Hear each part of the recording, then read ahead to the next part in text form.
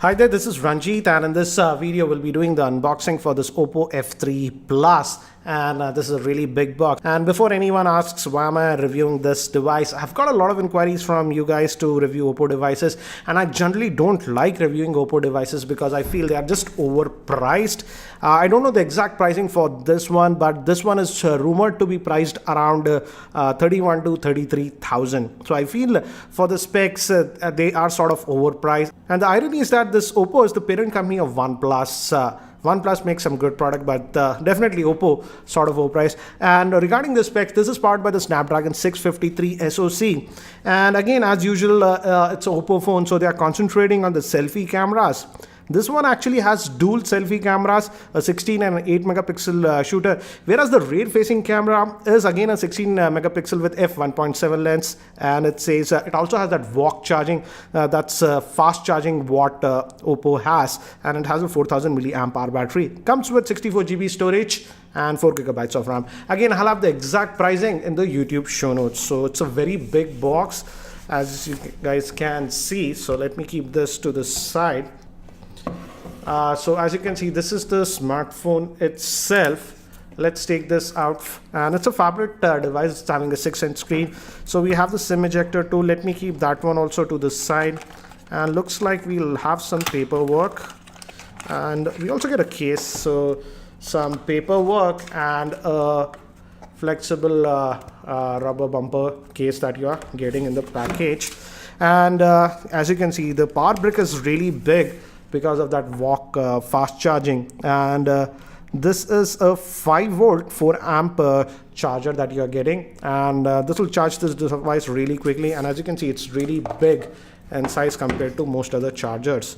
And they're still retaining the micro USB port on this one. It's not a USB type C, so this is the cable.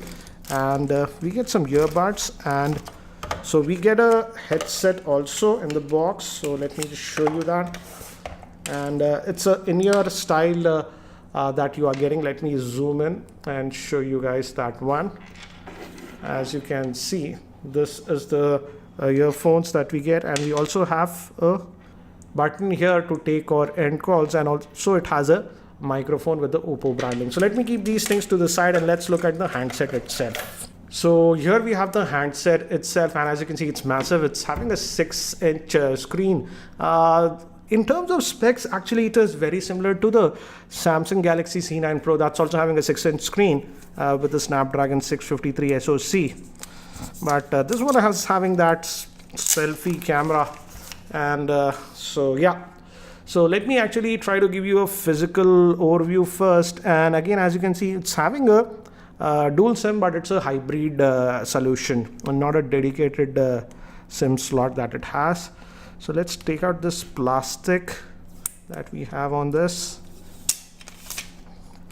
and on the top we just have one microphone on this one, nothing else. And SIM tray is on this end. We just have the power on off button on this end, and on the bottom we have the 3.5mm headphone jack, main microphone, micro USB slot that will be used for charging, and the speaker vent. On this end we have the volume rockers, and it's having a 6-inch screen. And this just like the OnePlus 3 and the 3T, this is a front-facing fingerprint scanner. It's not a button, but this is a fingerprint scanner that we are getting. So let me actually try to boot this up, and it gave me haptic feedback. And by the time it actually boots up, let me give you a configuration overview. This Oppo F3 is powered by the Snapdragon 653 chipset, which is an octa-core processor. It has the Adreno 510 GPU. It has a 6-inch 1080p IPS LCD screen with Gorilla Glass 5 protection. It has 4 gigabytes of RAM and 64 GB of internal storage. It's a dual SIM hybrid, and it comes with 4000 milliamp hour battery with the walk fast charger. Moving to camera, it has a 16 megapixel rear facing camera with f1.7 lens and a dual front facing camera which has a combination of 16 megapixel and 8 megapixel. And I've just finished setting up this device, and again it comes with a custom UI that is known as Color OS 3. Again, we don't have any app tray like many of the other Chinese vendors, but we have folders, and we have some bunch of apps that are sort of pre-installed for example Compass, Instagram, and also Oppo store. And I've also set up the fingerprint scanner. Let's just test that. And as you can see, the fingerprint scanner is responsive. So as you can see, and let's look at under the hood. Here are some of the quick settings that we have, but if you click here, you go to all the other user settings. Let's look at the Android version that we are going to get. Again, about the phone. And as you can see, it's still running on the Android version 6.0.1, so still on Marshmallow. So don't know when this will get Android Nougat update. That's the problem with phones with this custom UI. The updates are actually very slow. This has 4 GB RAM, and out of that 64 GB of internal storage, it says that we get about 51 GB. So that's what you get regarding the storage. And let's just go back, and gives haptic feedback whenever you touch any of these buttons.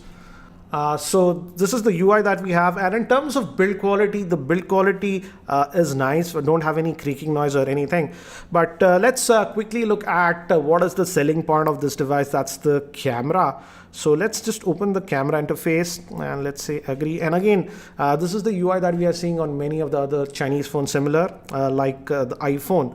Trying to replicate the UI of iPhone a lot these days. So let's bring some objects, and as you can see, the tap to focus, and this is fast. As it's having a f1.7 lens, it should actually do a lot better in artificial lighting.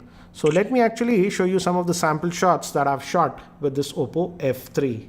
These were taken with the rear-facing camera, and as you can see, the pictures come out to be actually really good, and you get that beautiful bokeh effect thanks to the f1.7 lens. Even when we move to indoor lighting conditions, the rear-facing camera performance was actually very good, as you can see from the sample shots. But now let's move to the selfies, and here Oppo has 2 options, a regular selfie and a wide selfie, and the wide is actually 120 degrees wide.